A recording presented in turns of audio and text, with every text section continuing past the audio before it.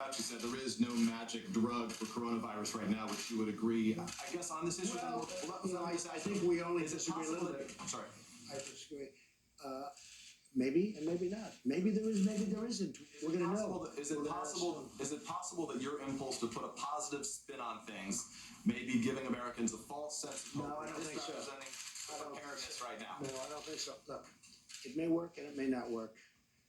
And I agree with the doctor what he said. May work, may not work. I feel good about it. That's all it is. Just a feeling. I'm a smart guy.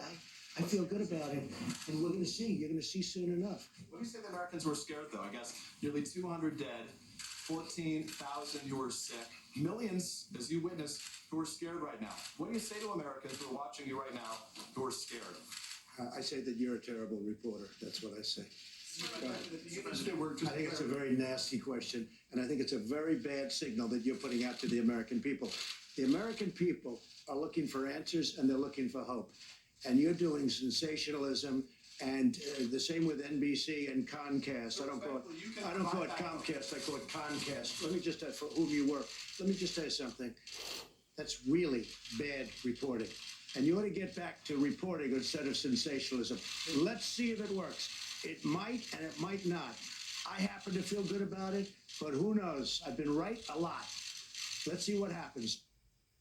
A stunning, grotesque, appalling moment between the president and our colleague Peter Alexander on what should be a basic job requirement for any president addressing the fear of Americans at a time of crisis. Joining Kim Atkins, we have the former Congressman David Jolly and politics editor of the Daily Beast, Sam Stein. Guys, I do not love doing media criticism and media stories. I would much rather be talking right now about the crisis that the country's facing in terms of the coronavirus. But you see Donald Trump there in a week in which he declared himself to be a wartime president, rising to the moment to fight off the invisible enemy. And instead of answering a question, the question that Peter Alexander asked, I'll repeat it in case anybody didn't hear it. What do you say to Americans who are scared, though? Nearly 200 dead, 14,000 who are sick, millions, as you witnessed, who are scared right now. What do you say to Americans who are watching you right now who are scared?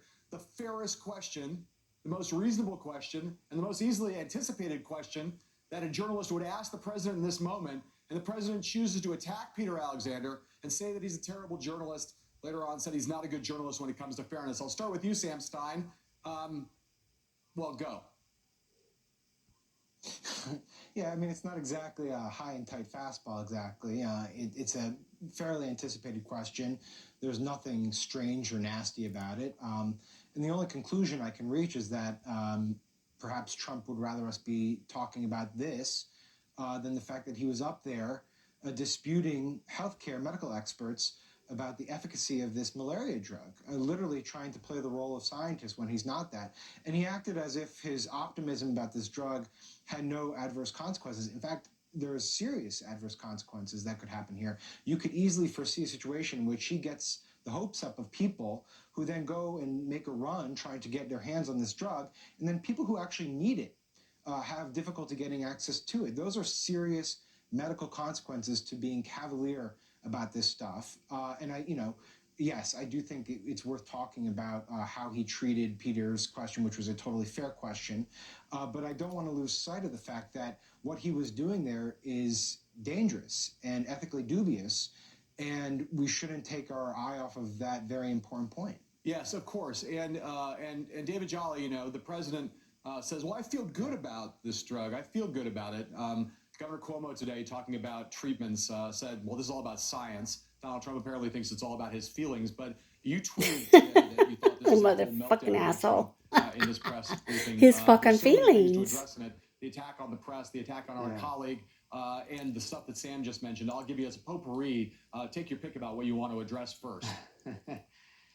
Well, look, Peter was actually being generous in the way he approached this question to the president, because the predicate for the entire story is the president of the United States disputes the nation's leading health expert on whether or not there is a therapeutic available to address this pandemic virus. Donald Trump is saying something different than the leading health experts. And Peter was being generous in saying, Mr. President, you have millions of Americans scared and your message is not clear. How would you like to reconcile that? The meltdown, I think, is occurring, John, because Donald Trump knows this has gotten away from him and he can't spin his way out of this. It is clear. And what I would offer in this moment is where leadership fails us, we have to assume the mantle of leadership ourselves. We do have to practice stay at home. We have to amplify the message of our national health experts. We have to rely on pastors who are saying we're not going to have church services, and schools who are shutting down, and governors who are saying we are closing all essential businesses, because that's what's required in this moment. What Donald Trump is unwilling to tell the American people is that this is going to get much worse, and that the answer to this is not as simple as he wants us to believe it is. And what Donald Trump also won't tell us is that the economic impact is far worse. The $1 trillion bill on Capitol Hill is not going to fix it. The fix is going to be somewhere to the magnitude of $5 trillion. On the health side, what is required is a national lockdown. Leadership in this moment is failing us by not being honest with the American people about that. There are things outside of the reach of Donald Trump that he simply can't control. We understand that as a nation, but we need leadership who is honest, who is disciplined in their message, and who is willing to make the hard decisions on behalf of us, the people they lead, in this moment to protect both our health and also the economy that we will rely on for years to come. Kimberly, Peter Alexander doesn't need a defense from me. His work speaks for itself. He's unerringly fair in his coverage, but Donald Trump seems at this moment to be triggered by, I mean, clearly his reaction to Peter's question, the fact that he then later in the press briefing came back around and attacked Peter again, suggests that, as David Jolly just suggested, there are other things at work here, that his petulance and his thin-skinnedness and his kind of pathetic displays in this case are being driven by deeper things than the nature of the question. On the face of it, it couldn't just be the question that drove his reaction.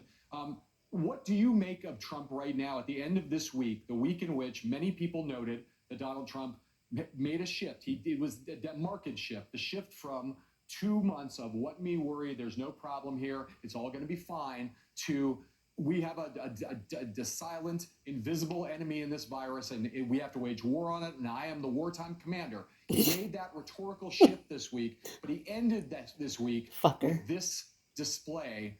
What are we to make of the totality of what we've seen this week and the punctuation mark that this behavior at this press briefing made for the week go?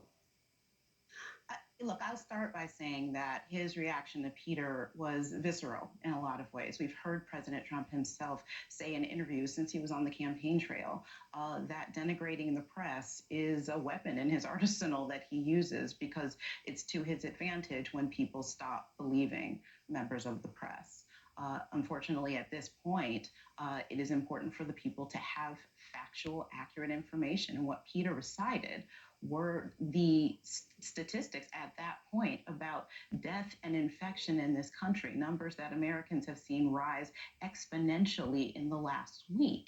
And it is something that is causing a lot of fear and concerns. We as journalists are hearing from people too. And not only was it not a high and tight fastball, as Sam said, it was an opportunity that the president missed. What the president could have said is Americans aren't helpless in this, that the federal government, state government, everyone needs Americans' cooperation in order to keep this a pandemic from being worse, in order to flatten the curve, so to say, that the Americans can keep themselves safe, keep their family members safe, and keep their community safe by staying indoors, by listening very carefully to what officials are telling them, and make it a moment where Americans feel invested in getting through this and getting the better of this, and that it will be hard. The harder times are ahead, and it could last a long time. That would have been a great moment for the president to use, and Peter served him a softball for that, and he chose instead to go to his trusty, long-used, approach of attacking the media.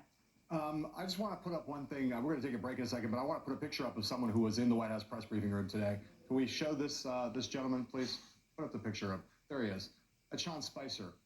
That's the person who the president called on after he attacked Peter Alexander to ask a question. He answered that question respectfully. This is apparently how the president would prefer to have his press corps stocked. He'd prefer to have a former press secretary of his sitting in the audience asking questions, throwing him softballs that he can answer. That's the reporter, I put quote marks around that. That's the person who sat in the press briefing room today, who Donald Trump treated with respect. That's where we're headed right now. Wartime leadership as defined by Donald Trump. After the break, Motherfucking asshole in a vacuum Trump, of leadership motherfucker. I'm talking